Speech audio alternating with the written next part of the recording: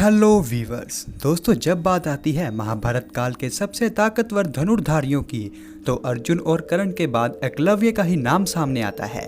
अर्जुन को गुरु द्रोणाचार्य ने धनुर्विद्या दी थी और कर्ण को परशुराम जी ने।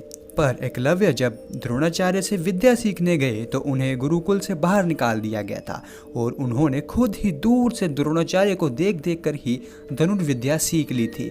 अब आपके मन में शायद यह सवाल आ रहा होगा कि आखिरकार गुरु द्रोण ने एकलव्य को धनुर्विद्या देने से इनकार क्यों कर दिया था। तो दोस्तों, आज मैं आपको इसी के बारे में बताऊंगा, तो इसे जानने के लिए इस वीडियो के साथ बने रहें। पर उससे पहले अगर आप हमारी YouTube फैमिली का हिस्सा बनना चाहते हैं तो नीचे दिए गए लाल सब्सक्राइब के बटन को प्रेस कर दें और साथ ही साथ बेल आइकन प्रेस कर दें। यह बिल्कुल फ्री है। गुरु द्रोण के एकलव्य को शिक्षा ना देने के पीछे दो कारण हैं। पहला राजनीतिक और दूसरा आर्थिक। सबसे पहले हम बात करते हैं आर्थिक कारण की। भीष्म से मिलने से पहले द्रोण अत्यंत गरीब थे। उनके पास अश्वत्थामा को पिलाने के लिए दूध तक नहीं था। जब उनको भीष्म के द्वारा कुरु राजकुमारियों को शिक्षा देने का नियुक्त किया गया तो उनका धर्म हस्तिनापुर राज्य के प्रति समर्पित रहने का था, क्योंकि उन्हें अपनी विद्या देने के अर्थ में भीष्म से मिलना था। अब हम बात करते हैं राजनीतिक कारण की। एकलव्य निषाद राज हिरण्यधनु का पुत्र था। निषाद मगध के चंद्रवंशी क्षत्रिय राजा जरासंध, जो कि कंस का ससुर था, उसके प्रति समर्पित थे और एकलव्य के पिता भी उसी की सेना के ऊंचे पद पर आसीन थे। मगध राज्य हस्तिनापुर का शत्रु राज्य था। उस समय निषाद की राजधानी श्रृंगवेरपुर राज्य की शक्ति मगध, हस्तिनापुर, मथुरा, चेंदी और चंदेरी आदि बड़े राज्यों के समान थी। निषाद राज हिरण्यधनु और उसके सेनापति गिरिबीर की वीरता विख्यात थी। अब अगर द्रोण शत्रु राज्य के लिए समर्पित निषाद राज के पुत्र को युद्ध कला की शिक्षा दे देते तो यह जानकर भीष्म को क्रोध तीव्र हो जाता और उन्हें राज्यद्रोह के आरोप में द्रोण को अपने पद से हटाकर राज्य से बहिष्कार कर दिया जाता या फिर द्रोण को मृत्युदंड मिल जाता। इन परिस्थितियों में एकलव्य को सिखाने का चयन द्रोण और अश्वत्थामा दोनों के लिए ही हानिकारक होता।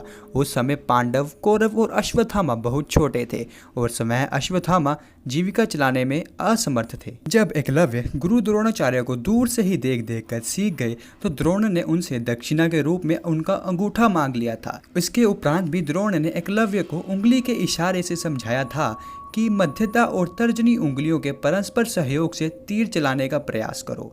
इस घटना के बाद की जिंदगी। महाभारत के सभा पर्व में वर्णन मिलता है कि एकलव्य भी सम्राट युधिष्ठिर के राजसूय यज्ञ में सम्मिलित हुआ था, क्योंकि भीमसेन ने दिग्विजय के समय निषादों को भी जीत लिया था।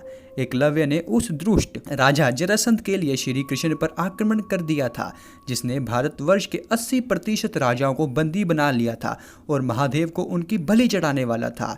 जरासंध के कारण ही कंस ने अपने पिता यदुवंशी राजा उग्रसेन को बंदी बना लिया था।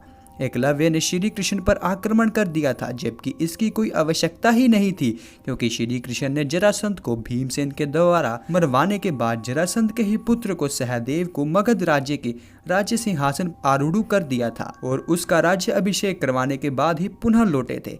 तब भी एकलव्य अपनी मूर्खता और अदूरदृष्टता के कारण ही ऐसे ही श्री कृष्ण के हाथों में अपने प्राण गंवा बैठा था।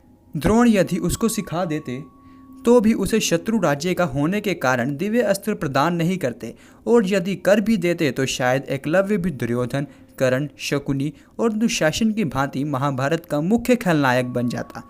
अब अगर आज के समय की बात करें तो मान लीजिए भारत के किसी वैज्ञानिक ने पाकिस्तानियों को न्यूक्लियर बम बनाने की विधि और ब्लूप्रिंट दे दिया हो तो हम उसे देशद्रोही ही कहेंगे ना।